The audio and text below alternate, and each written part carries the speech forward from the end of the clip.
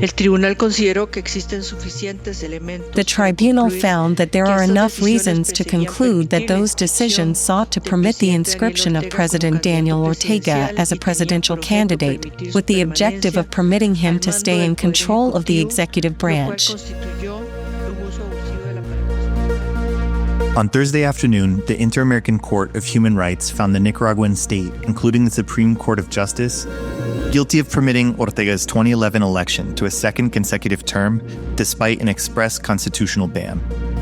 Over 13 years and 2 more presidential re-elections later, the Nicaraguan regime registered no legal representative with the court to be notified of the ruling.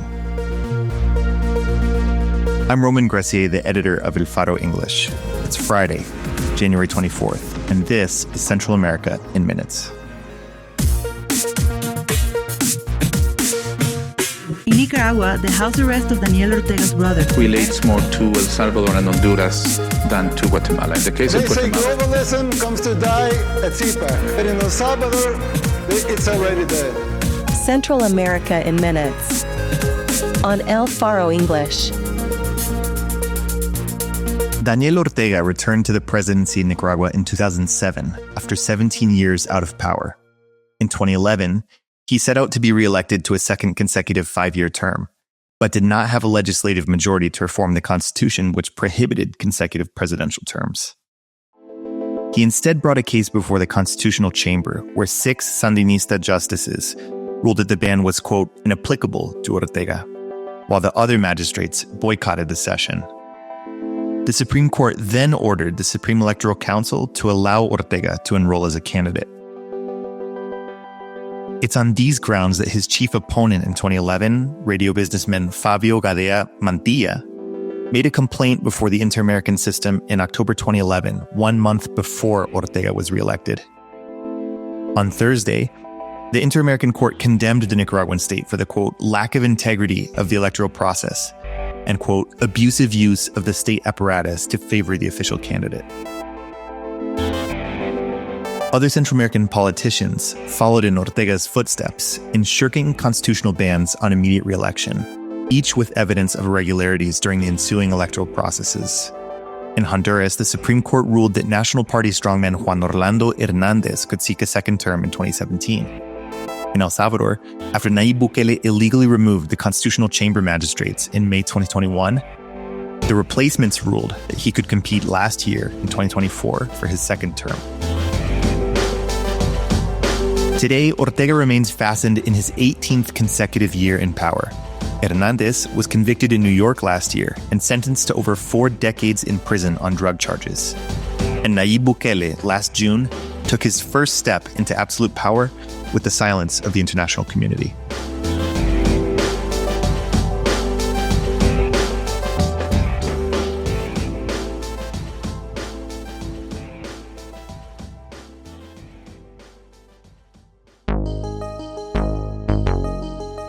Newly confirmed U.S. Secretary of State Marco Rubio has already made public his first foreign trip, scheduled for next week.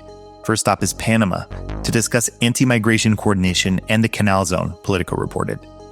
He next plans to travel to Guatemala, El Salvador, Costa Rica, and the Dominican Republic, State Department spokesperson Tammy Bruce confirmed.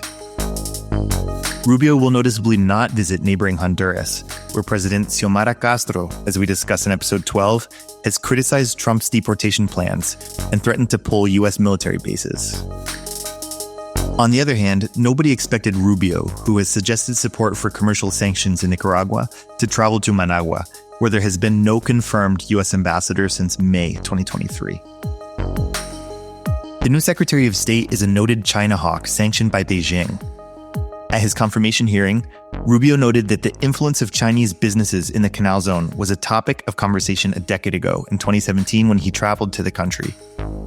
Panama has repeatedly denied that the Chinese government controls the canal or that U.S. businesses are unfairly treated in Panama. Rubio steered Trump's claims about Chinese state control of the Panama Canal to the 1977 Torrijos-Carter Treaty, which states that the canal should remain in sovereign Panamanian control. Behind it yet, but I'm compelled to suspect that an argument could be made that the terms under which that canal were turned over have been violated, because while technically sovereignty over the canal has not been turned over to a foreign power. In reality, a foreign power today possesses, through their companies, which we know are not independent, the ability to turn the canal into a choke point in a moment of conflict, and that is a direct threat to the national interest and security of the United States. It's little surprise that Rubio will head to Guatemala too, which is the only country left in Central America, apart from Belize, part of the British Commonwealth, to maintain relations with Taiwan. Guatemalan President Bernardo Arévalo has also courted support from the Trump administration, expressing openness to receiving increased Central American deportation flights. Rubio's boss, Donald Trump, announced on Thursday that he would call Bukele in the afternoon, leading the value of Bitcoin to jump 3%, according to CoinDesk. Rubio, who praised Bukele in San Salvador in 2023, will also be in El Salvador next week. It's unclear how a Central America that constantly bristled at Joe Biden's anti-corruption sanctions, calling them a breach of sovereignty, will interact with Trump. In a column in El Faro English on Thursday, Salvadoran historian Héctor Lindo Fuentes wrote, "When Donald Trump speaks of manifest destiny, the Panama Canal, McKinley, and Roosevelt, he speaks of a reality that our ancestors in Central America lived firsthand. They did not like it.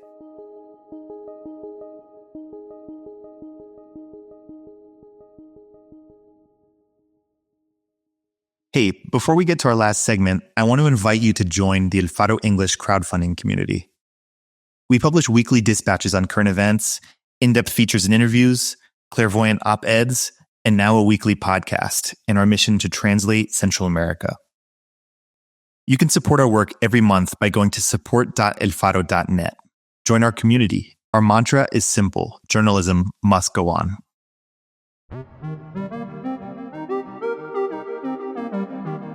Last, we turn to Managua, where former Salvadoran President Mauricio Funes died on Tuesday, according to Nicaraguan state media.